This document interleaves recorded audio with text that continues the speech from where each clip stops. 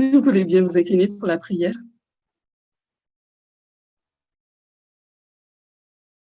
Père Céleste, nous voulons te remercier de nous avoir réunis en cet après-midi, Seigneur, afin de pouvoir partager une étude ensemble. Tu as encore à nous enseigner.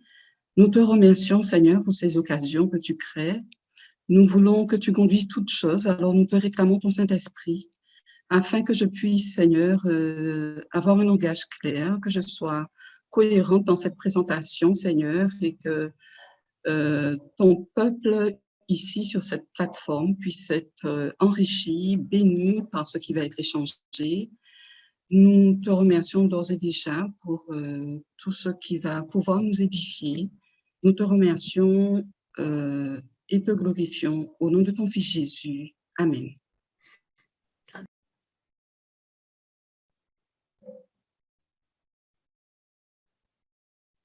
Alors,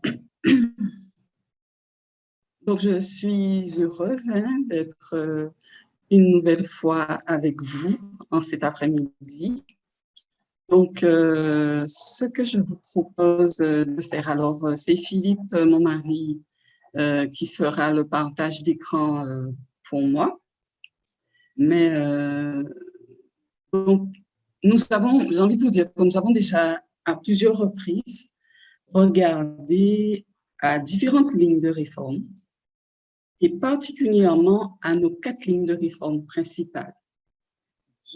Alors, Philippe, si tu peux bien faire le partage d'écran maintenant. Alors, la première diapo. OK. Donc, 4 lignes de réforme principales, 2 dans l'Israël ancien et 2 dans l'Israël moderne. Donc, ça fait déjà un moment qu'on étudie ces lignes.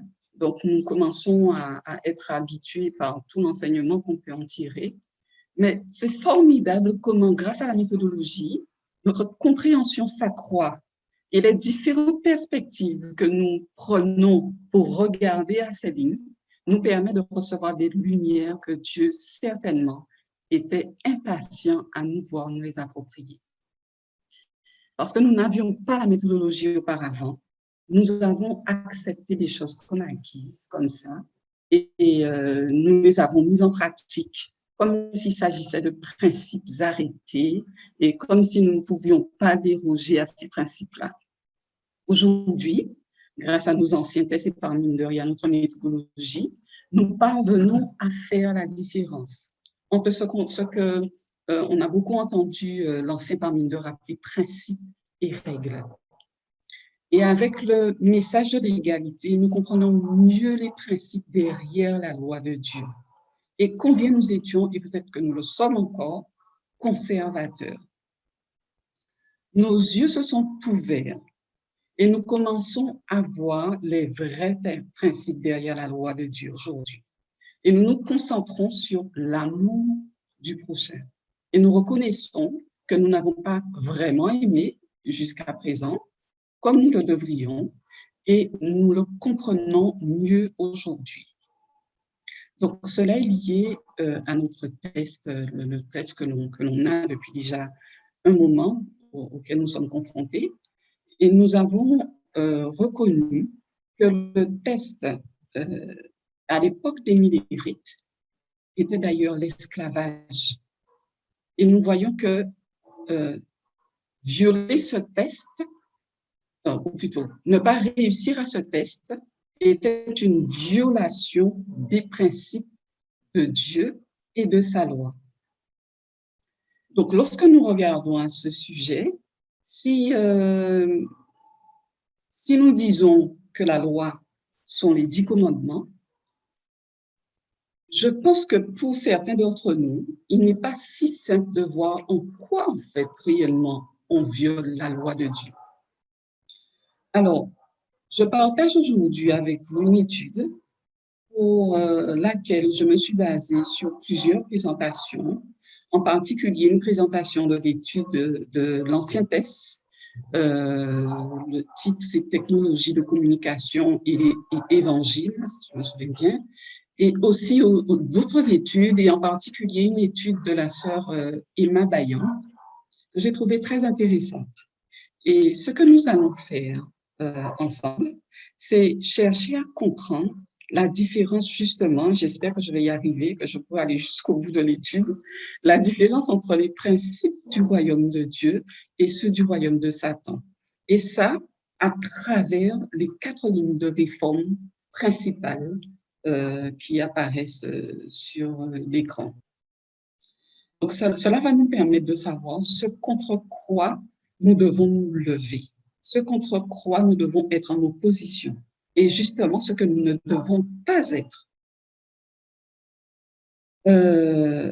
Nous allons commencer par regarder à comment les événements dans le monde, ou on peut dire les événements externes, donc nous allons regarder à comment les événements externes, les événements dans le monde ont préparé progressivement, toujours un peu plus, la voie pour l'Évangile. Donc, en effet, dans chacune des lignes de réforme, nous allons voir comment Dieu ouvre progressivement une voie de communication de plus en plus large, de plus en plus rapide pour la diffusion de l'Évangile. Vous comprenez ce qu'on va faire? Une réaction? Oui, vous m'entendez bien? Oui. Merci. Très bien, on suit. Merci beaucoup. Donc, on va aller dans l'ordre. Nous allons commencer par l'alpha de l'ancien Israël. Et donc, l'alpha de l'ancien Israël, c'est, on va dire, c'est l'Égypte. Donc, depuis les temps les plus anciens, communiquer est l'une des activités fondamentales des sociétés organisées. L'Égypte antique a été inspirée par le Tout-Puissant pour inventer l'écriture hiéroglyphe. L'écriture en soi est un moyen de communication qui représente le langage à travers l'inscription de signes sur des supports, tout type de supports, des supports variés. Et l'Égypte a été la première nation à formaliser le langage par écrit. C'est donc dans cette nation que Dieu a permis la naissance de Moïse.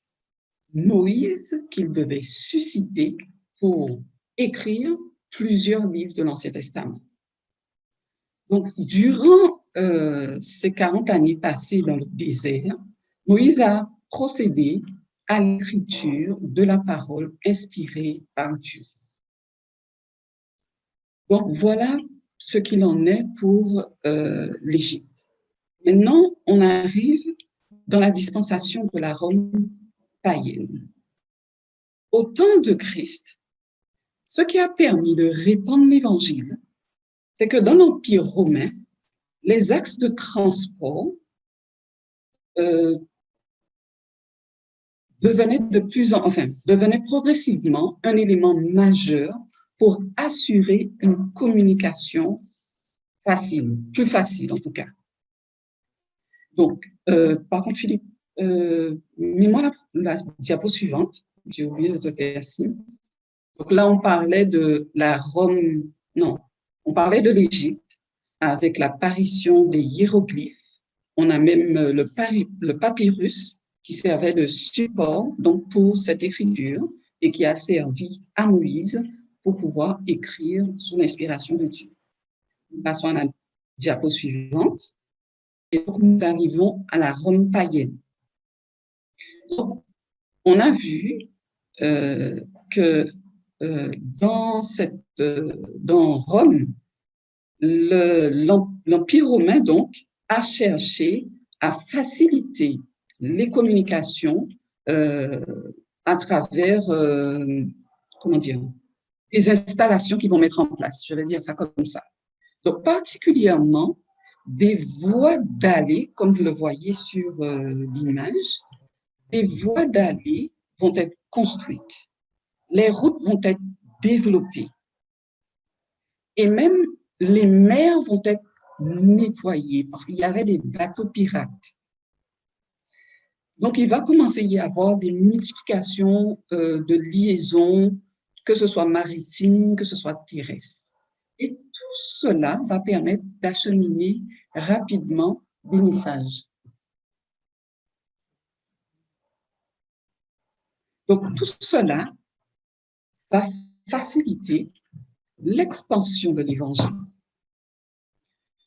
Un autre élément à ne pas négliger, c'est à cette époque l'art du langage.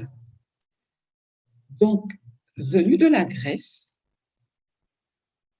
cela va modifier la technique de la parole à Rome. Ce sera une véritable science de la communication. Et donc, la langue grecque va être adoptée par les classes dirigeantes à Rome. Et cette langue, bien que n'étant pas la langue officielle à Rome, puisque la langue officielle, c'était le latin, le grec va être adopté par la plupart des gens. Et c'est dans cette langue que nous trouvons les écrits du Nouveau Testament. Donc, cela aussi a permis la diffusion de l'Évangile. Donc, nous n'oublions pas aussi un autre élément. Si je dis langue et que nous sommes dans la Rome païenne et que je vous dis les disciples, ça vous fait penser à quoi quand je parle de langue? Une question difficile. Hein? Le Saint-Esprit? L'effusion du Saint-Esprit? Oui, oui, mais on peut dire particulièrement le don des langues. Donc, le don des langues va être accordé aux disciples.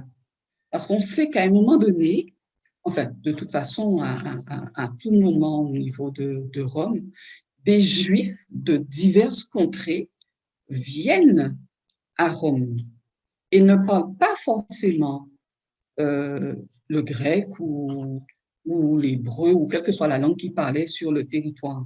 Donc, on avait des personnes qui arrivaient à Rome et qui parlaient différentes langues. Donc, Dieu va faire ce don des langues alors que la langue, justement, est ce qui va être utilisé également pour la diffusion de l'Évangile à cette époque. Donc, particulièrement le grec, oui, on l'a dit, mais aussi à travers le don des langues, les disciples vont être en mesure de partager le message. Après cette période de la Rome païenne, on va avoir une période de transition. Et cette période de transition, ça va être la période de la réforme. Donc, une période transitoire. À cette période de la réforme, et je sais que vous avez déjà vu ces choses-là, vous avez déjà étudié ces choses-là avec d'autres personnes. Hein. Il me semble que Chimène a eu l'occasion de partager sur ce sujet. Donc, est-ce que quelqu'un peut me dire qu'est-ce qui, à cette période transitoire, cette période de la réforme, quel est l'élément qui va permettre, qui va favoriser la diffusion de l'Évangile? Gutenberg, quand il va faire l'alphabet? Oui, l'alphabet. Donc, si toi, tu parles plus de l'écrit, tu parles de quoi exactement? Est-ce que tu peux préciser ce que tu veux dire? Est-ce que c'est juste l'apparition de l'alphabet? L'alphabet, c'est-à-dire quand il a fait qu'on puisse pouvoir diffuser les écrits. Le nom ne me vient pas en tête, mais okay. Il a fait le moyen pour qu'on puisse pouvoir écrire les lettres. D'accord. Les imprimantes. Voilà, l'imprimante. Vous pensez que ça existait à l'époque des imprimantes? Oui. Je dis imprimante, mais c'est plus la presse à imprimer. Oui, voilà, la presse à imprimer. Donc, oui, la presse à imprimer. Oui. Donc, oui, je suis d'accord. Gutenberg, certainement, il a fait l'alphabet, mais l'écriture avait déjà été inventée. Ce n'était pas quelque chose de nouveau. Ce qui était nouveau, justement, dans cette période de transition, cette période de la réforme, c'est l'apparition de l'imprimerie. Et ça va changer les choses parce qu'on sait combien la diffusion des différentes Bibles, ça va prendre une ampleur extraordinaire et permettre à beaucoup de personnes d'obtenir une Bible, d'avoir une Bible. Et en tout cas, de diffuser des documents, toutes sortes de documents grâce à cette imprimerie. Donc, ça va augmenter la production des documents. D'accord? Mais je ne dis pas que c'est faux ce que tu as dit quand tu as parlé d'alphabet, mais c'était pas un élément nouveau, je veux dire, si ce n'est l'alphabet, ok, mais l'écriture ou même la langue, c'était pas quelque chose de nouveau à l'époque. Oui, c'est ce que je voulais dire. L'imprimerie, c'est exactement ce que je voulais dire. Voilà, l'imprimerie. Et j'ai compris ce que quelqu'un qui a dit imprimante a cherché à dire, mais c'est pas véritablement l'imprimante, mais c'est l'imprimerie. Alors, Philippe me précise que l'imprimante, c'est en 1960 qu'elle a été créée. Bon, j'ai pas vérifié l'information, mais bon, je lui fais confiance. OK. Donc, après cette période de transition, après la réforme, on arrive dans quelle époque? Alors, Philippe, tu m'as pas mis la diapo suivante là, concernant la réforme. Voilà.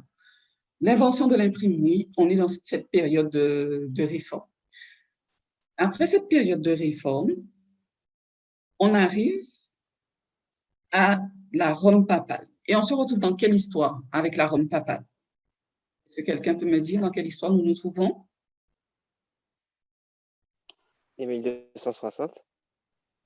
Oui, donc on se retrouve dans cette période de 1260 qui précède l'époque des Millérites. D'accord? Donc, nous voyons apparaître les protestants, effectivement, d'où sont issus les Millérites. Et les moyens de communication dont disposaient les Millérites pour répandre le message, est-ce que vous avez une idée de ce que cela pouvait être? C'est sur l'écran, la voix ferrée. Oh, il a déjà mis. Ok, attends. Ok. Merci. Effectivement. Tu nous as donné un indice déjà. Voilà. Donc, les voies ferrées. Donc, les chemins de fer. Voilà ce qui va aider à répandre le message évangélique à l'époque des Millérites. Un autre élément que vous voyez donc, à l'écran, c'est le télégraphe. Voilà un autre élément qui va aider à la diffusion, la transmission des messages plus rapidement. D'accord? Donc, chemin de fer, télégraphe. Et pour vous donner une autre idée, hein, je crois que c'est en 1792 qu'apparaît le télégraphe. Si je me souviens bien. Ça a été inventé en 1792. Ça va être amélioré par la suite, ça va devenir électrique, etc. Je crois même que c'est en 1840 où là, ça va être vraiment un outil très performant, assez performant pour pouvoir diffuser les messages. Donc, quelque chose à noter, c'est que les chemins de fer vont être un moyen pour les esclaves de s'échapper. Cela va les aider à s'échapper. Parce qu'à cette époque, nous savons qu'il y avait des esclaves. Après la Rome papale, nous arrivons à la Rome moderne. Donc, nous nous retrouvons à notre époque. Et quel est cet outil que Dieu met à notre disposition, met à la disposition, oui, on va dire ça, je vais dire ça comme ça, met à notre disposition pour pouvoir diffuser le message évangélique. Le web. Internet. Oui. Le web. Effectivement, merci beaucoup. Effectivement, le World Wide Web. D'accord? Donc, Internet, qui permet une communication extrêmement rapide et au niveau mondial. C'est pourquoi nous nous trouvons à l'ère de la guerre d'information. Nous venons donc de voir ensemble comment Dieu a progressivement et toujours un peu plus préparé la voie pour l'expansion du message évangélique. Si cela a toujours été à l'avantage du peuple de Dieu, c'était aussi à l'avantage du monde entier, tout simplement du monde. Et je pourrais même dire que c'était aussi à l'avantage des Nétiniens. Externe, J'aurais pu dire, pardon? interne et externe. Voilà, exactement. Donc, à l'avantage que ce soit en interne, que ce soit en externe, euh, à l'avantage de l'humanité, on va dire ça comme ça. Depuis l'Égypte, alors je crois que j'ai une diapo. Depuis l'Égypte jusqu'à aujourd'hui, quand Dieu fait les choses, il l'a fait pour son peuple d'abord, mais ça sert aussi au monde. Pourquoi? Parce que dans le monde, on a les gentils, on a les Nétiniens, peu importe la manière dont on va les appeler, mais c'est aussi à l'avantage, donc je vais dire à l'avantage des Nétiniens.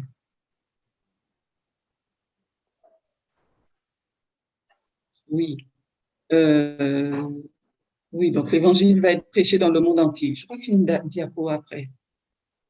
Non, c'est pas ça. Ouais, c'est ça. Non, avant. Voilà. Donc, voilà. On a vu la langue grecque et autres, je dis grec et autres, particulièrement grec. On a vu aussi le don des langues, et tout ça pour permettre une compréhension par tous. On a vu les chemins qui ont été tracés, les voies ferroviaires qui ont été construites, les voies maritimes qui ont été tracées et nettoyées, tout ça pour faciliter les déplacements. Et j'ai précisé que ça a été un moyen de fuite aussi pour les esclaves. On a vu l'apparition, j'ai oublié de mettre l'imprimerie, mais on a vu l'imprimerie, on a vu le télégraphe, et aujourd'hui nous avons Internet, tout ça pour permettre un accès facilité à l'information.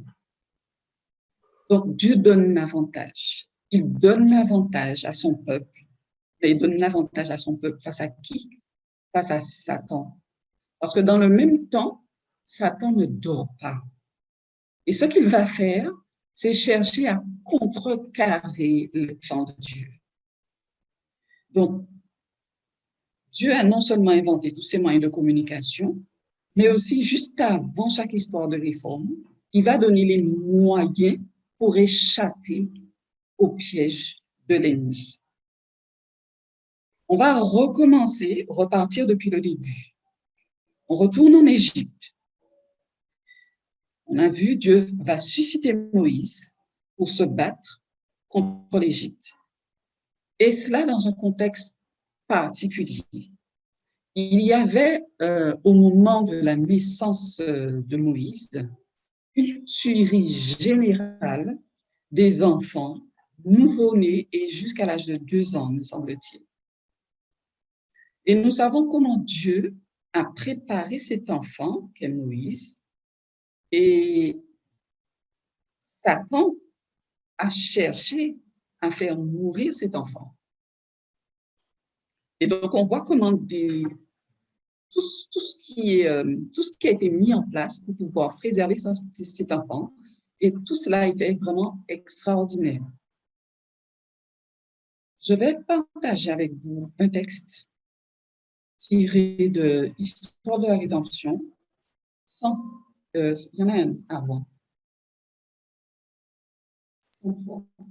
Voilà.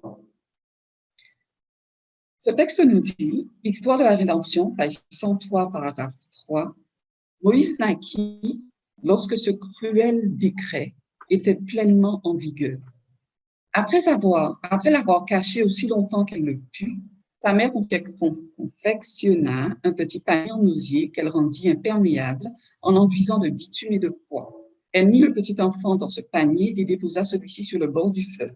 La sœur du nourrisson se tenait à proximité, feignant l'indifférence. En fait, elle observait avec inquiétude pour voir ce qu'il adviendrait de son petit frère.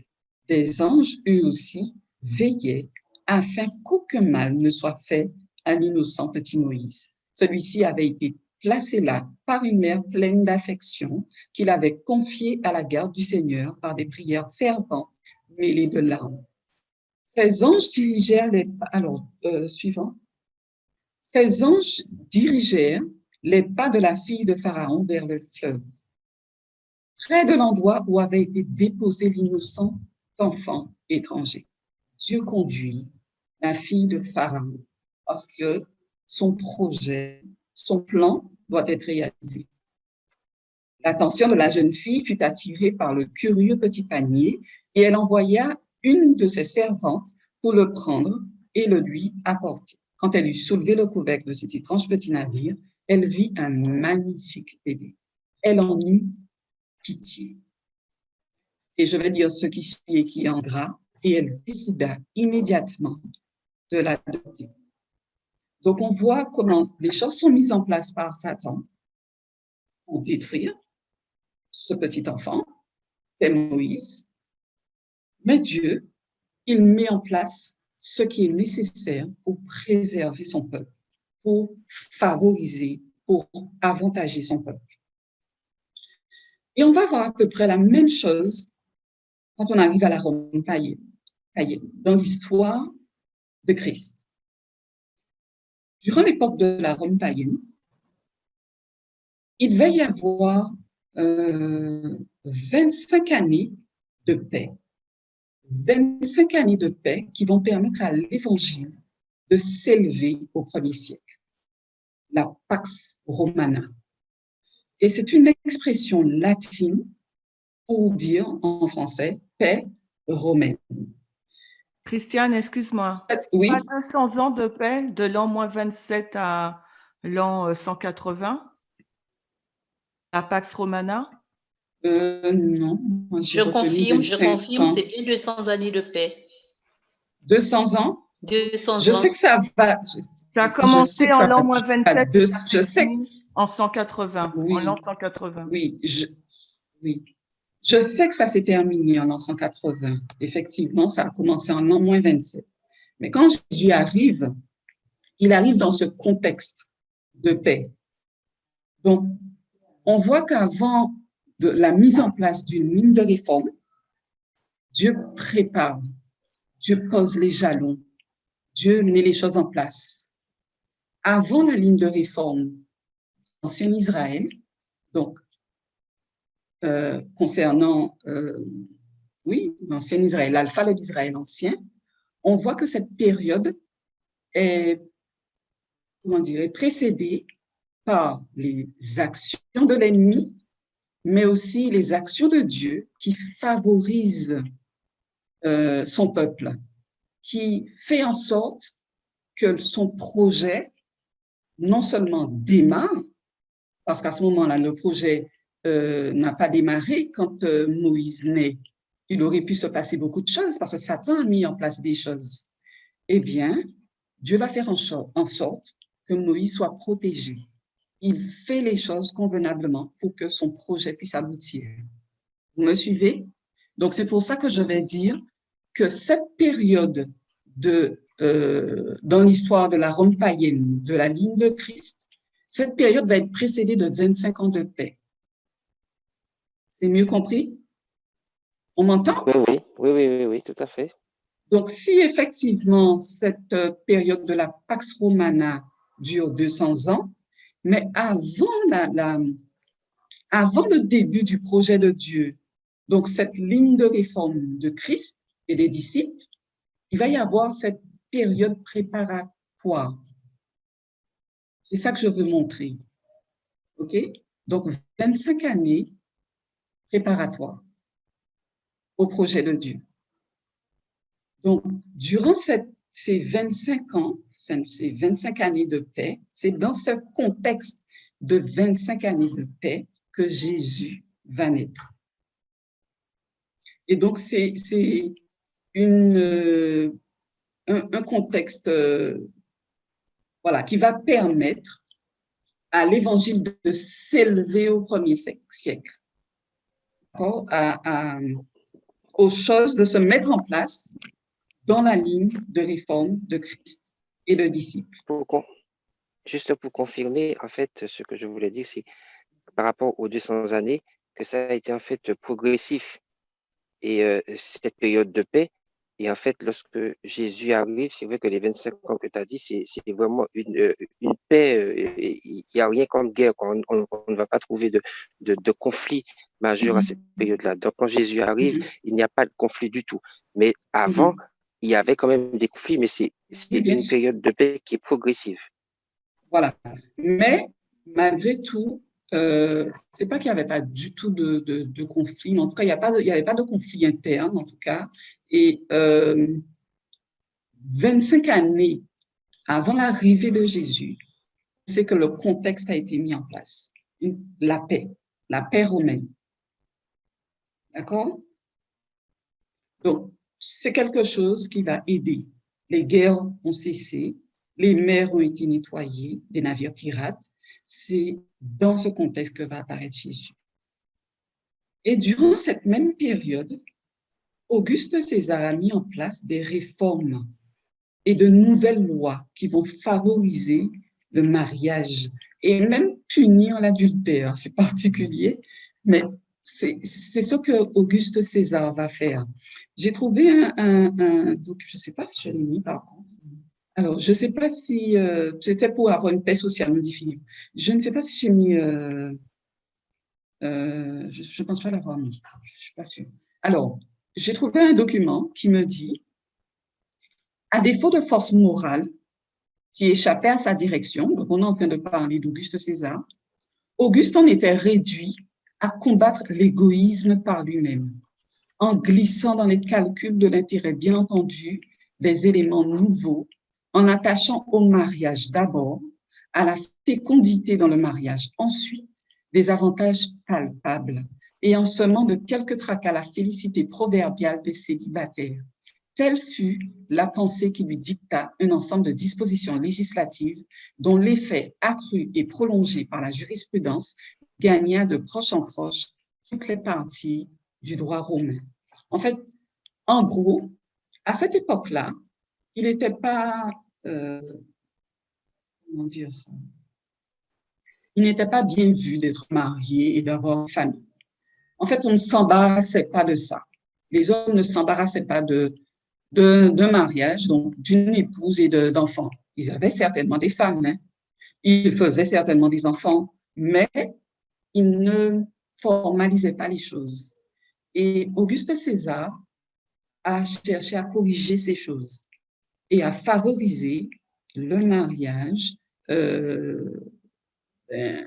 la structure familiale en fait, et pousser aussi ces hommes à prendre soin des enfants, tout simplement.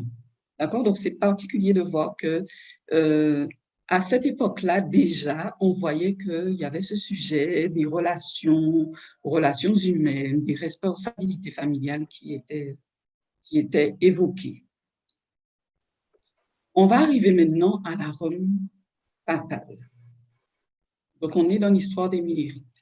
J'aurais voulu vous avoir construit une ligne progressive qui vous montre un peu tout ça. Malheureusement, ce n'est pas le cas. Donc, ce sera pour une autre fois. Hein, donc, lorsque nous arrivons dans l'histoire des Millérites, le temps de la fin est précédé, et quelqu'un me l'a dit tout à l'heure, d'une période de 1260 années. 1260 années de persécution papale. Mais par rapport à ce que j'ai dit tout à l'heure, qu'est-ce que, selon vous, a préparé la ligne de réforme des Millérites? En lien avec ce que j'ai dit tout à l'heure, par rapport à ce qui a préparé la ligne de réforme dans la Rome païenne. Est-ce que vous avez une idée? La fin de la persécution. Les jésuites. Pardon? Côté.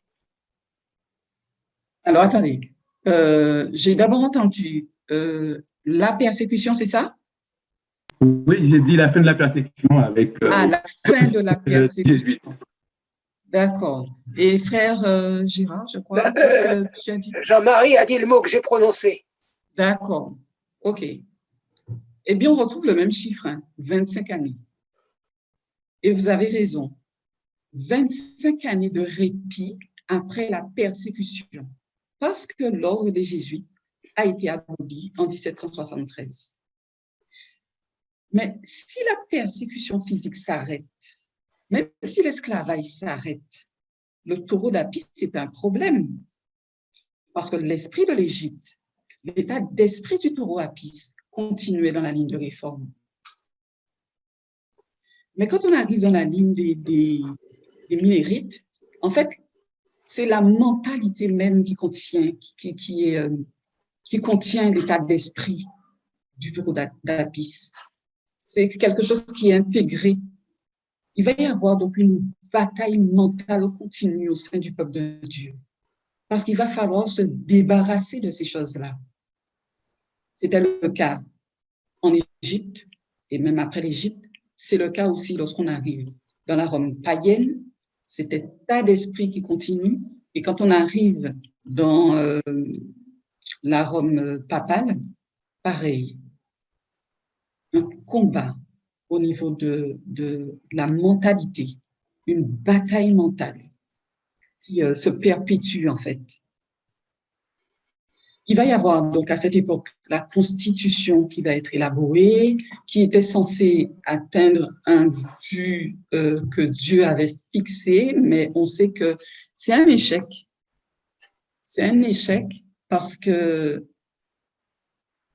ils vont mélanger à la constitution cet élément de l'esclavage. Et donc, ça ne va, au lieu que ça atteigne son but et que l'esclavage disparaisse et que les gens soient bien traités, ça ne va pas fonctionner.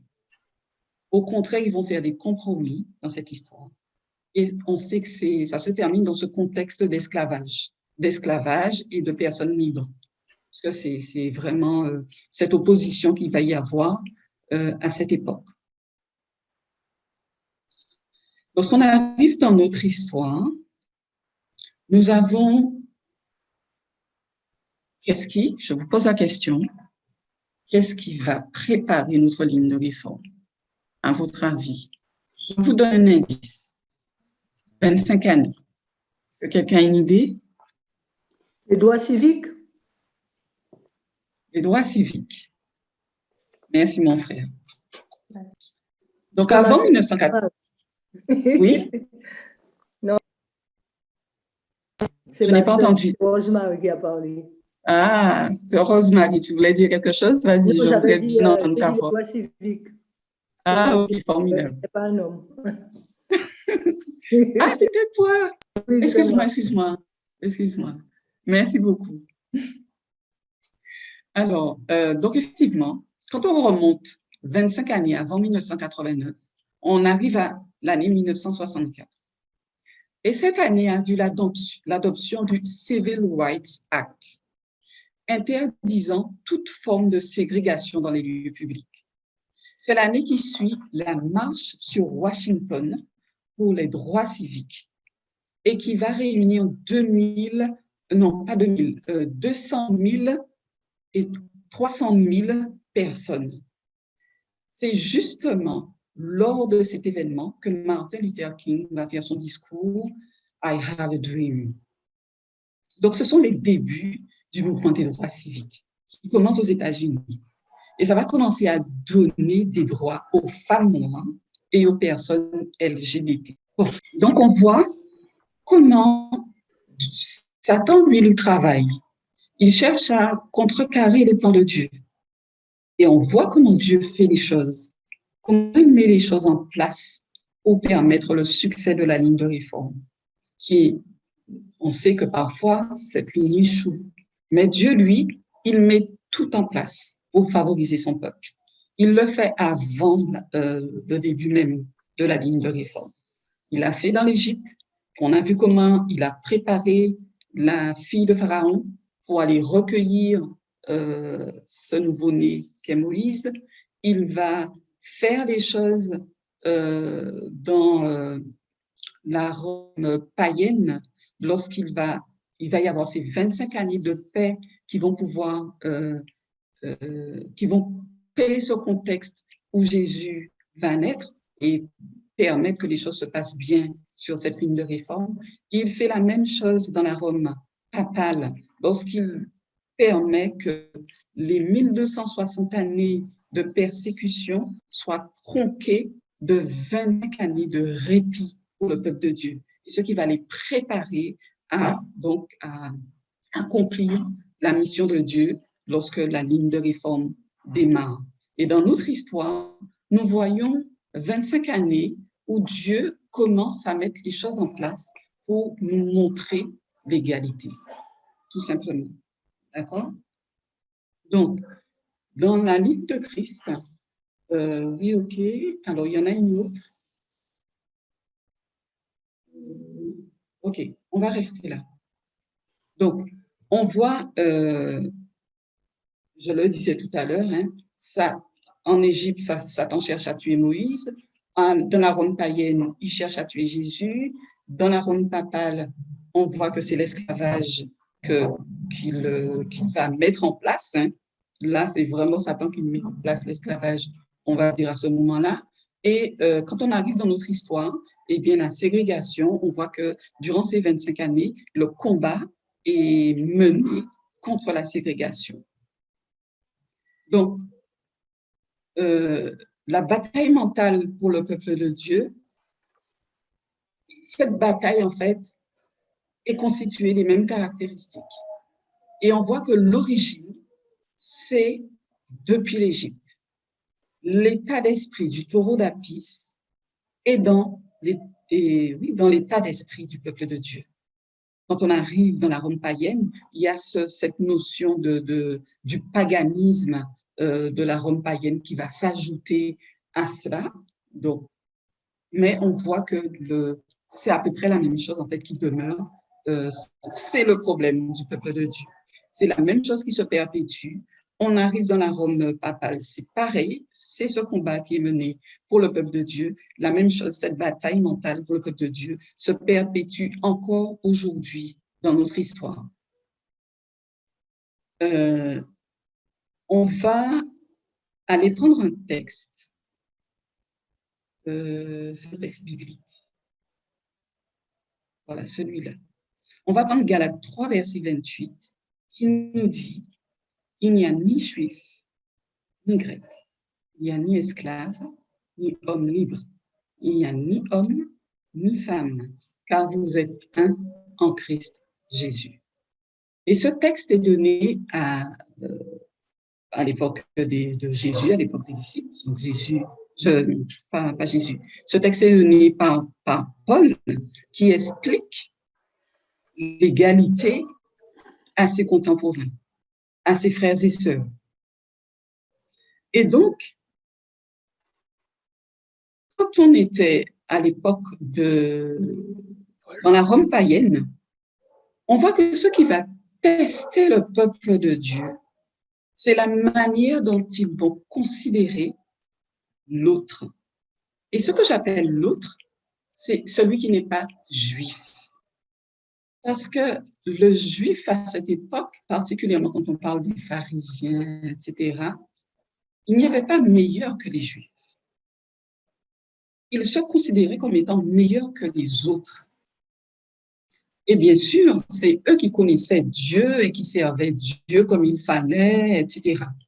Mais Dieu va les tester et leur montrer que son salut n'est pas que pour le peuple juif, c'est aussi pour l'autre dont je parlais. Et cet autre, on va simplifier en disant qu'il s'agit du grec. Donc, quand je regarde ce passage des Écritures qui dit « il n'y a ni juif ni grec », je vois cette dualité qui se fait entre les Juifs et les Grecs à l'époque de Jésus. Pour moi, à travers ce passage, c'est un passage qui concernait l'époque de Jésus et des disciples, mais c'est un passage qui est, on va dire, qui concerne toute l'histoire jusqu'à nos jours. Et vous allez voir que j'ai mis en gras certains mots. Parce que pour moi, particulièrement, juif, ni grec, c'était à l'époque de Jésus. À l'époque des Millérites, le test va porter sur les relations entre qui et qui. Qui peut me dire?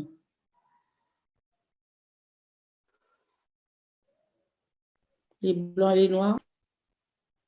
Les blancs et les noirs, oui, c'est pas faux, mais on peut dire aussi que c'était entre les personnes libres. Oui, les humains, entre hommes, chaque être humain. Oui, entre les hommes, mais particulièrement entre hommes libres et esclaves. C'était leur problème à cette époque-là. Hommes libres et esclaves. Voilà, entre personnes libres et personnes esclaves. Et ça, on l'a vu de 1798 à 1863, comment ce sujet vraiment a bousculé l'Amérique. Et donc, on voit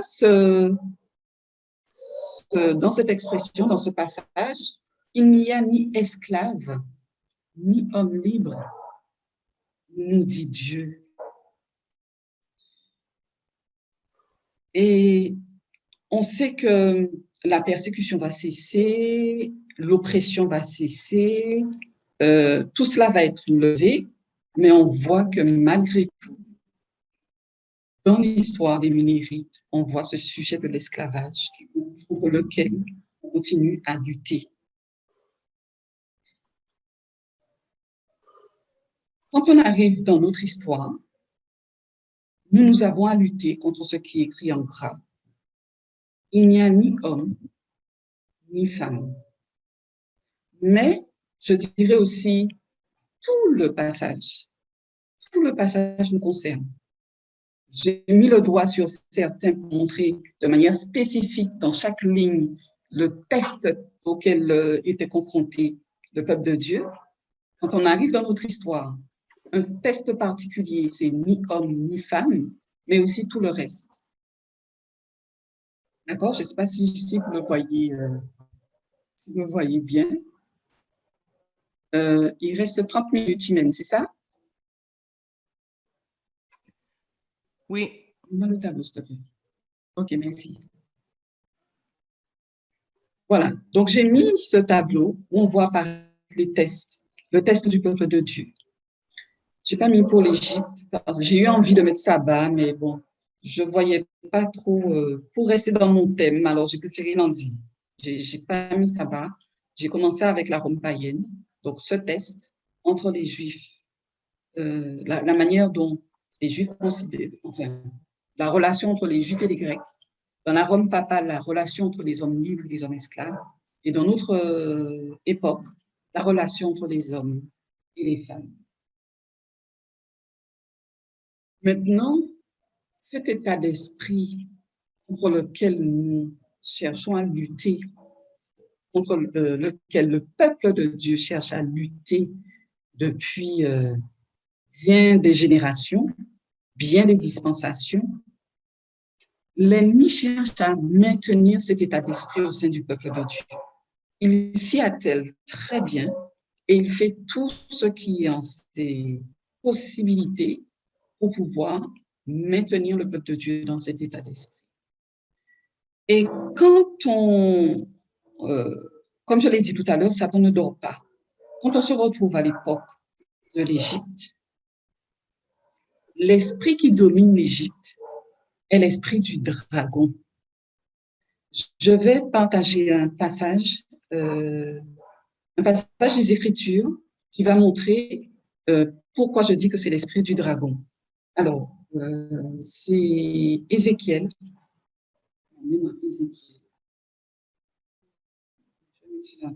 Donc, Ézéchiel 29, verset 3. Il nous est dit, parle et dit, ainsi a dit le Seigneur Dieu. Voici, j'envoie à toi, Pharaon, roi d'Égypte, grand dragon couché au milieu de cette fleuve, qui dit, mon fleuve est à moi, je l'ai fait. Il est dit ici que Pharaon est le grand dragon. Pharaon est le roi d'Égypte, mais Pharaon, c'est aussi l'Égypte, tout simplement. Le roi représente la nation. La nation, j'aurais pu trouver un autre texte, mais j'en ai un autre, mais je ne l'ai pas mis en diapo. Donc, l'Égypte est symbolisée par le dragon. Et c'est l'esprit du dragon qui va dominer à cette époque de l'Égypte. Quand on arrive à la Rome païenne, l'esprit qui va dominer, c'est l'esprit de la bête. Et je vais mettre un texte, Apocalypse 13. On va lire les versets 1 à 3, qui nous dit « Et je me tins debout sur le sable de la mer, et je vis monter de la mer une bête ayant 7 têtes et 10 cornes, et sur ses cornes 10 couronnes, et sur cette tête le nom de blasphème. Et la bête que je vis était comme un léopard, ses pieds étaient comme les pieds d'un ours, et sa gueule comme la gueule d'un lion. Et le dragon lui donna sa puissance et son trône, et une grande autorité. Et je vis l'une de ses têtes comme blessée à mort, et sa plaie mortelle fut guérie, et le monde entier était dans l'admiration de la bête. » Donc, on voit bien dans ce contexte que la bête, c'est ce que l'on voit lorsqu'on arrive en 1798, lorsque elle reçoit une blessure mortelle. Et cela, on l'a déjà vu à travers les différentes études, lorsque la papauté reçoit le pape est emprisonné et emmené en exil. Donc, tout cela symbolise la blessure mortelle de la bête, la blessure qui va être assénée à la bête. Donc, la bête est ce symbole de la Rome papale, ce symbole que nous trouvons dans l'histoire des Minnérites. Mais, non, j'ai oublié quelque chose. Quand j'ai parlé de la Rome païenne, j'ai oublié d'indiquer, j'ai oublié en fait de parler de la Rome païenne, il me semble, parce que je suis passée de l'Égypte à la Rome papale. Mais avant la Rome papale, nous avons la Rome païenne. Et j'ai oublié d'indiquer justement la Rome païenne a pour symbole également le dragon. Et là, je vais partager un texte avec vous qui montre comment justement à la fois l'Égypte et la Rome païenne sont symbolisés tous les deux par le dragon. Donc, c'est Tragédie des siècles, page 475, paragraphe 2. Est-ce que quelqu'un veut faire la lecture? Je le fais, Dominique. Merci, Dominique. Tragédie des siècles, 475.2. La ligne de prophétie dans laquelle se trouvent ces symboles commence avec Apocalypse 12, avec le dragon qui a cherché à détruire le Christ à sa naissance. Le dragon est dit être Satan. Apocalypse 12, 9. C'est lui qui a poussé Hérode à mettre le Sauveur à mort. Mais l'agent principal de Satan dans sa guerre contre le Christ et son peuple au cours des premiers siècles et l'ère chrétienne était l'Empire romain, dans lequel le paganisme était la religion dominante. Ainsi, alors que le dragon représente principalement Satan, il est dans un sens secondaire un symbole de la Rome païenne. Il me semble que c'est clair. Donc, on voit le dragon symbolisé, l'Égypte symbolisée par le dragon, la Rome païenne symbolisée par la bête, mais aussi par le dragon. Donc, les deux entités sont combinées dans l'histoire de la Rome païenne. Lorsqu'on arrive à la Rome papale, nous savons que c'est le dragon, la bête qui symbolise la Rome papale, qui, voilà, dans cette histoire des Minnérites. Et il nous est dit, je ne sais pas si je ne l'ai pas mis, je ne suis pas sûre, mais c'est le dragon qui donne son pouvoir. Oui, je l'ai dit au verset 2 du chapitre 13 d'Apocalypse. Et la bête que je vis était comme un léopard, ses pieds étaient comme les pieds d'un ours, et sa gueule comme la gueule de lion. Et le dragon lui donna sa puissance et son trône et une grande autorité. Donc, le pouvoir est donné à la bête dans la Rome papale, mais on sait que c'est le même esprit qui l'anime. Cet esprit du dragon qui anime la bête. On arrive ensuite dans notre histoire et il nous est dit que 3 entités vont combattre le peuple de Dieu, le dragon, la bête et le faux prophète. Nous avons toujours attribué ce titre de faux prophète aux États-Unis d'Amérique. Donc, on arrive dans notre histoire, mais le faux prophète est cette dernière entité qui va achever la mission de notre ennemi. Mais à travers le faux prophète, en fait, les 3 sont combinés. Les 3 sont combinés. Et c'est pour ça qu'on se retrouve dans ce qu'on appelle aujourd'hui la Babylone spirituelle. Les 3 entités se retrouvent être combinées aujourd'hui dans notre histoire et combattent le peuple de Dieu. Nous avons besoin de comprendre ces choses pour comprendre ce contre quoi nous devons lutter. Et l'état d'esprit que nous devons, duquel, enfin, comment dire ça? Nous devons nous débarrasser de l'état d'esprit du dragon, de la bête et du faux prophète. En tant que peuple de Dieu, nous sommes appelés à nous débarrasser de cet état d'esprit. Et cet état d'esprit a pour caractéristique que des éléments contraires à ceux du royaume de Dieu. Parce que c'est vraiment ce contraste que l'on voit, cette comparaison que nous faisons entre le royaume de Dieu et le royaume de Satan.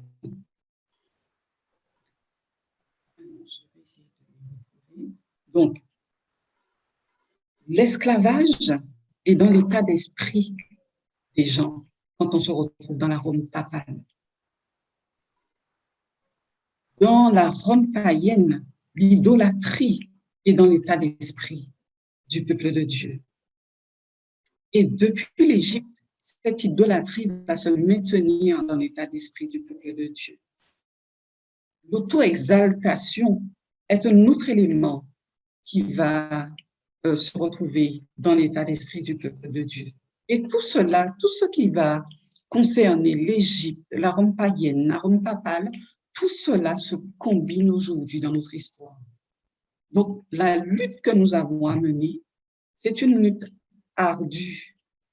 Donc, nous ne devons pas négliger cette bataille mentale que nous cherchons à mener. Et nous devons avancer dans cette bataille déterminée à nous débarrasser de l'état d'esprit du dragon. Alors, c'est dans Apocalypse 16 que l'on va... Alors, je ne sais pas si je l'ai mis, je ne l'ai peut-être pas mis. Alors, Apocalypse 16 nous dit « Et je vis 3 esprits impurs, semblables à des grenouilles, sortir de la gueule du dragon et de la gueule de la bête et de la bouche du faux prophète. » Ces 3 esprits viennent contre le peuple de Dieu, contre le monde et contre le peuple de Dieu. C'est ce à quoi ressemble Babylone à la fin du monde. C'est la Babylone spirituelle.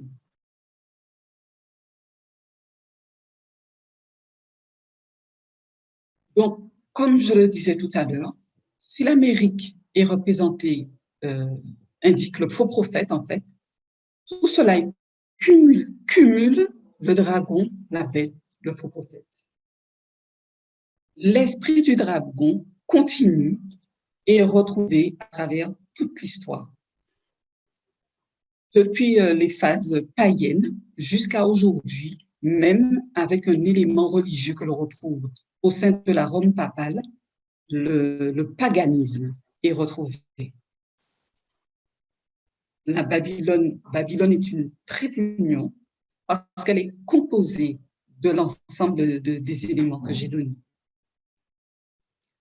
Lorsque nous arrivons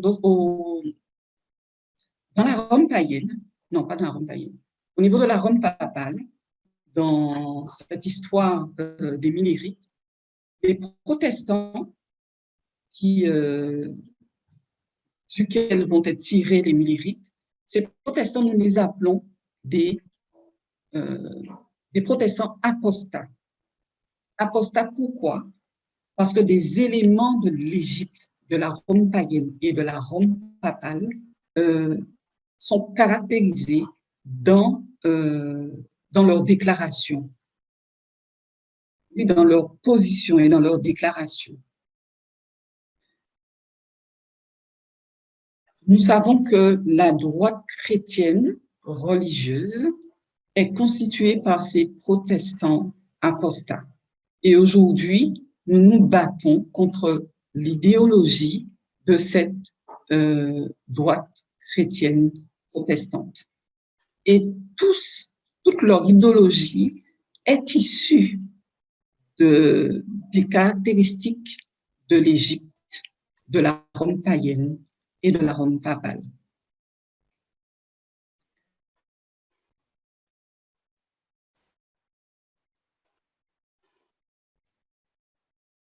Quand nous arrivons dans notre histoire, nous avons toutes ces caractéristiques lorsque nous arrivons dans le message.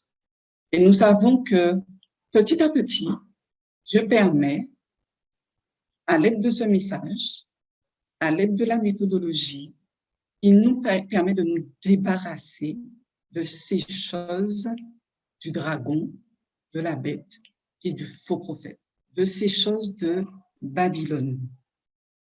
Quand Dieu nous dit que nous devons aimer, il est en train de nous enseigner comment aimer, parce que jusqu'à présent, nous croyons savoir aimer. Et aujourd'hui, il nous montre comment nous ne le savons pas du tout. Et il va nous montrer, en fait, comment observer sa loi convenablement. Et on a eu l'occasion de voir des études où il nous est dit que nous, on a pris les choses à l'envers. On a mis l'amour envers Dieu avant l'amour du prochain et on s'est complètement trompé. Et nous savons qu'aujourd'hui, les deux commandements principaux que Dieu nous donne, c'est aimer Dieu et aimer les autres, aimer l'autre comme nous-mêmes, enfin comme nous-mêmes. L'amour pour Dieu et l'amour pour le prochain. Ce sont ces deux principes de la loi de Dieu que nous devons retenir, qui est en complète opposition avec les principes du royaume de Satan. Donc, nous avons déjà eu l'occasion de voir à travers les différentes études à quoi ressemble l'amour pour l'autre, mais cet amour pour l'autre, nous ne pouvons le développer que si nous cherchons à développer le caractère de Dieu dans sa sollicitude, dans sa patience, dans sa bienveillance. Toutes ces caractéristiques que Dieu nous montre à travers sa parole, à travers l'inspiration, et ce sont ces caractéristiques que nous devons chercher à développer pour combattre ceux qui ont été implantés en nous, ceux que l'on a adoptés en fait, et qui venaient de l'ennemi de notre âme. Lorsque nous cherchons à aimer l'autre, à l'aimer comme Dieu l'entend, nous cherchons en lui à voir Dieu, en fait. C'est ce que je veux dire. Nous cherchons à voir Dieu. Alors que lorsque nous avons l'état d'esprit du taureau apis ou l'état d'esprit de l'ennemi de notre âme, nous cherchons toujours à avoir le dessus sur l'autre. Nous cherchons à être mieux que l'autre. Nous cherchons à être plus puissants que l'autre. Et nous cherchons à avoir plus que l'autre. Et nous cherchons même à obtenir ce que l'autre a, et nous ne voudrions pas qu'il ait ce que nous avons. Donc, cet état d'esprit, tout cela, ça vient de tout ce que nous avons hérité depuis l'Égypte, la Rome païenne, la Rome papale. Et donc aujourd'hui, nous devons nous débarrasser de ça. Donc l'Égypte, l'Égypte a pour racine l'égoïsme, l'exaltation du moi. On l'a vu avec Pharaon, comment il s'est exalté. Tout cela, c'est l'Égypte. La convoitise, posséder ce que les autres ont. Le désir de nuire à l'autre. Tout cela vient de ces différentes dispensations du passé. Une première chose que je vais partager avec vous, c'est qu'on va voir les différents principes du dragon, de la bête et du faux prophète. Les principes du royaume de Satan sont la tyrannie, l'esclavage et le désir de tout posséder. On va dire que c'est l'expansion. Et ça, c'est quelque chose, la tyrannie, on le comprend, parce que c'est vrai que chercher à tyranniser pour dominer, c'est quelque chose qui existe depuis bien des siècles. L'esclavage aussi, c'est quelque chose qu'on a déjà bien balayé. Et l'expansion, c'est quelque chose aussi que nous voyons aujourd'hui dans le désir de tout posséder. On le voit bien quand on arrive aux États-Unis, comment cette nation a cherché à s'accaparer tous les territoires, mais aux dépens des autres, aux dépens du plus grand nombre. Donc, la tyrannie, on le voit lorsqu'un despote règne sur les gens avec un esprit dur. On le voit lorsque ils cherchent à, comment dire, pas accomplir, mais ils cherchent à, enfin, c'est pour leur propre intérêt, c'est ça que je veux dire. Ils le font dans leur propre intérêt et jamais dans le sens de l'autre. Ils le font pour opprimer le peuple. Et donc, c'est pour ça qu'on va voir l'esclavage, on va voir l'oppression, d'accord? Avec la bête, dans la Rome païenne, on va voir, dans la Rome papale, on va voir l'hypocrisie, on va voir la superstition, d'accord? Donc, l'hypocrisie, c'est particulièrement lorsqu'on prétend être ce qu'on n'est pas. C'est prétendre être chrétien alors que l'on n'est pas, alors qu'on ne fait pas ce que Dieu demande de faire. On n'est pas comme Christ. Et on le voit bien avec les protestants apostats lorsqu'on arrive dans la Rome papale, dans l'histoire des Millérites. La superstition, c'est peut-être un terme que l'on utilise, on peut utiliser autrement, et qui peut vouloir aussi dire faire des théories de conspiration. Les théories conspirationnistes, les théories du complot, ça peut être associé à ce qu'on peut appeler la superstition. C'est avoir des croyances superstitieuses, des croyances qui ne sont pas correctes, des croyances qui ne sont pas basées sur des faits de la Bible ou sur des faits tout simplement. Donc, tout cela, ces choses-là, vont agir sur le peuple de Dieu, sur l'esprit du peuple de Dieu et s'imprimer dans son esprit. Donc, nous devons vraiment nous débarrasser de ces choses. C'est pour ça qu'il est dit qu'il faut que notre justice surpasse celle des scribes et des pharisiens. Tout à fait. Ou il dit aussi, ils utilisent aussi le mot doctrine. C'est ça. Merci Jean-Bernard. Tout à fait. Donc, on voit ces choses progressivement s'installer en nous et si nous n'en avions pas conscience auparavant, aujourd'hui, Dieu met le doigt dessus. Il nous montre ces choses, il nous montre notre problème et il nous appelle à vraiment faire ce qu'il faut, à mener la bataille pour nous débarrasser de cela. On a commencé, nous sommes déjà bien avancés certainement, nous avons encore du terrain à gagner dans cette bataille. Donc, le royaume de Dieu, lui, c'est tout le contraire. Il suit des principes contraires aux principes du royaume de Satan. Jésus, lui, va développer de la tendresse, de la patience. Il est un exemple pour nous. Jésus va nous montrer l'égalité. Il est un exemple pour nous. Donc, nous devons vraiment nous approprier ces choses et les vivre sur nous. Donc, tout ce qui va faire que l'on va vouloir même se placer au-dessus des autres est mauvais. Donc, nous devons toujours rechercher l'avantage des autres. Et ça, c'est un principe du royaume de Dieu. Alors, j'ai un texte que je vais vous lire, que je n'ai pas mis en diapo malheureusement, mais je vais vous le lire. Pour ses disciples, la mission du Christ a finalement atteint son but. Peu à peu, son exemple et ses leçons d'abnégation ont façonné leur caractère. Sa mort a détruit leur espoir de grandeur mondaine. La chute de Pierre, l'apostasie de Judas, leur propre échec à abandonner le Christ dans son angoisse et son péril ont balayé leur autosuffisance. Ils ont vu leur propre faiblesse. Ils ont vu quelque chose de la grandeur de l'œuvre qui leur était confiée.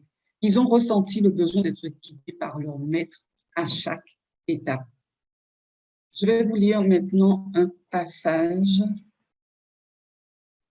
tiré de Tragédie des siècles, page 249, paragraphe 2.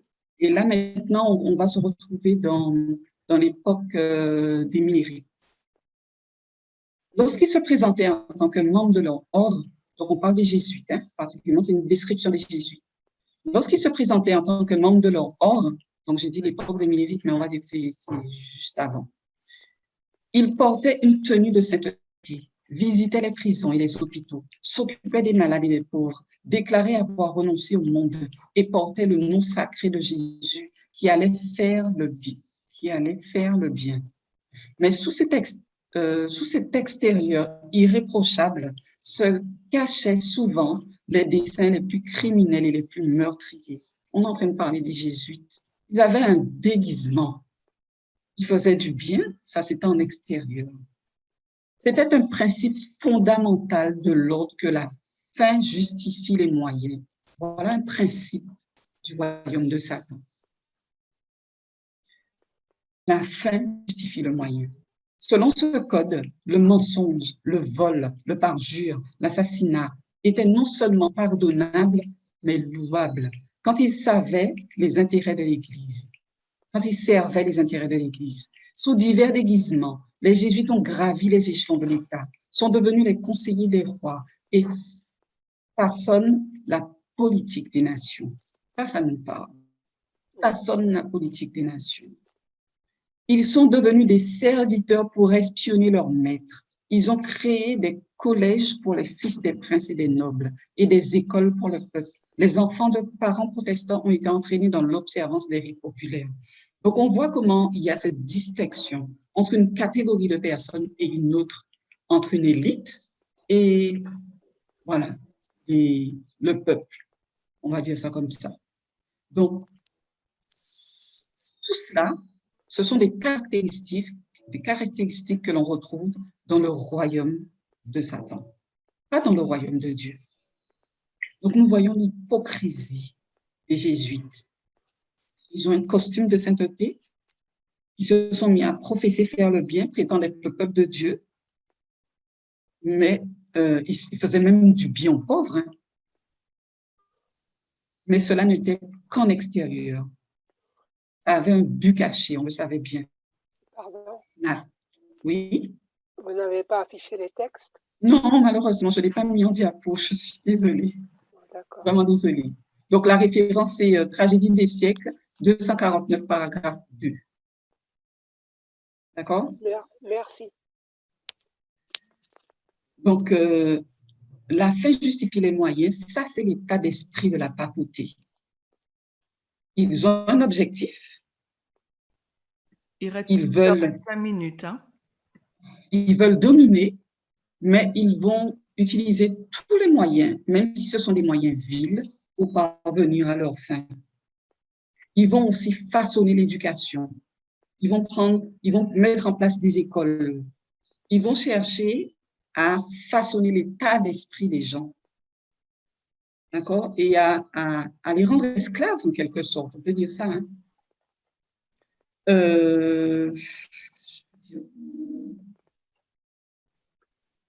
Donc, Rome travaille à travers l'État, on le sait. Ils ont toujours cherché à s'associer à l'État pour accomplir leurs desseins.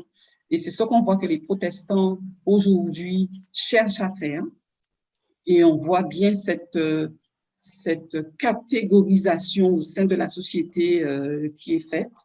Et bien sûr, cette idée qu'avaient les Juifs, hein, cette idée qu'ils sont l'élite, qu'ils sont les élus, ceux choisis par Dieu, alors que les autres, ben, non, ils n'ont pas accès à ce salut. Je vais conclure.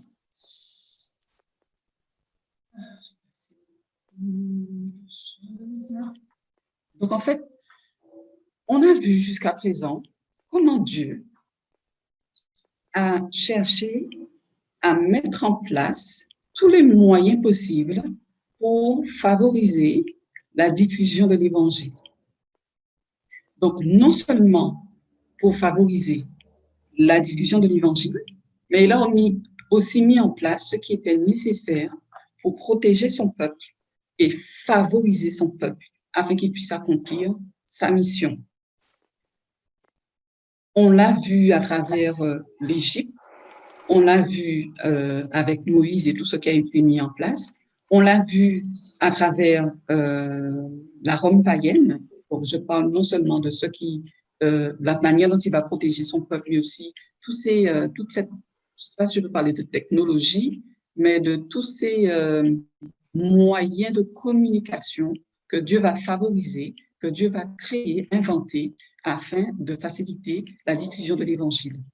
On le voit également quand on arrive à la Rome papale, et encore plus dans notre histoire, alors que nous arrivons au paroxysme, on va dire, de l'ère de la communication, puisque nous avons aussi maintenant Internet où, de manière instantanée, une information part d'un endroit et arrive à l'étranger. Dans le même temps, Satan, dès le départ, a cherché à contrecarrer les plans de Dieu. Satan a cherché non seulement à détruire le peuple de Dieu, à détruire, si Dieu avait suscité un réformateur, Satan, dès le départ, cherchait à faire tout ce qui était en ses possibilités pour pouvoir détruire ce réformateur. On l'a vu à travers ses actions pour Moïse, on l'a vu par rapport à ce qu'il a fait pour Jésus. Quand on arrive dans l'histoire des mérites, on voit comment, à travers les jésuites, tout ce qui a été mis en place pour pouvoir nuire en fait au peuple de Dieu et voilà, favoriser l'état d'esprit du dragon. Je vais appeler ça comme ça. On arrive dans notre histoire, nous avons le même problème. Notre problème est d'autant plus important que nous cumulons tous les problèmes, tout l'état d'esprit depuis l'Égypte, de la Rome païenne. Donc, l'état d'esprit du dragon, les principes du dragon, les principes de la bête, les principes du faux prophète. Aujourd'hui, Dieu nous montre ces choses. Dieu nous met le doigt sur notre problème et nous invite à vraiment prendre à bras le corps ce problème et chercher à nous débarrasser de cet état d'esprit. Nous pouvons le faire en contemplant Jésus. Contempler Jésus, c'est comprendre aussi le royaume, les principes du royaume de Dieu. Et en comprenant ces principes du royaume de Dieu, nous apprenons à aimer notre prochain. Nous prenons l'égalité. Nous comprenons aujourd'hui que ce soit la femme, que ce soit les LGBT, nous avons à considérer l'autre comme nous aurions aimé être considérés. Donc, Dieu nous invite vraiment à embrasser cette égalité, non seulement à la comprendre, parce que c'est important d'étudier ces choses pour pouvoir bien mettre les choses en place dans notre cerveau, mais à rapidement vivre ces choses, à réellement vivre l'égalité. Cela ne doit pas rester que spirituel, qu'intellectuel, mais cela doit être pratique dans nos vies. Bon. Donc, en comparant ces deux histoires, ou plutôt en comparant ces deux royaumes, le royaume de Satan et le royaume de Dieu, nous comprenons les deux états d'esprit qui sont en opposition et l'état d'esprit contre lequel nous devons nous battre, contre lequel nous devons nous lever, et l'état d'esprit surtout que nous devons rejeter et lequel nous devons embrasser, adopter, auquel nous devons adhérer entièrement. Et cela revient à rejeter l'état d'esprit de Babylone et à accepter l'état d'esprit de Dieu, simplement. Donc, j'espère que à travers cette étude, un minimum a été compris. J'espère que vous avez pu comprendre l'enchaînement. Je peux comprendre qu'à la fin, c'est un peu brouillon, je suis désolée. Mais en gros, comprendre ce contre quoi on est en train de se battre, mais aussi comprendre ce Dieu que nous servons. Comment il met les choses en place, à quel point il aime son peuple et comment il le favorise dans chaque ligne de réforme. Tout ce qu'il met en place afin de, normalement, garantir le succès du peuple de Dieu. Donc, nous savons que notre ligne est une ligne de succès. Nous savons que le succès est au bout de la ligne, mais que nous soyons de ceux qui vont se tenir debout et être en mesure de passer les prochains tests que nous avons à passer. Je vais m'arrêter là. Donc, je vais vous inviter à prier. Amen. Père Céleste, merci. Nous voulons te remercier, Seigneur, parce que nous voyons à quel point tu nous aimes. En allant dans le passé, nous voyons comment tu as toujours cherché à favoriser ton peuple, comment tu as toujours cherché à mettre les choses en place pour que la réforme que tu prépares puisse être accomplie entièrement. Merci Seigneur d'être le Dieu que tu es. Merci d'avoir fait de nous tes enfants. Nous comprenons qu'aujourd'hui, nous cumulons tout cet état d'esprit du dragon, de la bête et du faux prophète. Et tu nous montres à travers ton message les principes de ton royaume, basés particulièrement sur l'égalité et sur l'amour. Merci Seigneur de nous aider à revenir sur les différentes études que nous avons eues jusqu'à présent sur ces sujets. Donne-nous de bien comprendre, Seigneur, comment les choses se sont déroulées par le passé, afin que nous puissions comprendre dans quel pétrin nous nous trouvons aujourd'hui. Donne-nous de bien réaliser ce contre quoi nous devons lutter. Merci, Seigneur, de ce que tu fais pour nous. Merci pour ce que tu as déjà fait dans chacune de nos vies. Merci de ce que tu as déjà réalisé et de nous permettre de comprendre que notre test que nous avons passé concerne non seulement l'égalité, mais aussi la manière dont nous traitons les autres. Nous voulons, Seigneur, que tu nous aides, que tu continues de nous aider chaque jour un peu plus. Nous voulons, Seigneur, réussir. Nous savons que la ligne est une ligne de succès, mais ta ligne sera une ligne de succès avec nous ou sans nous.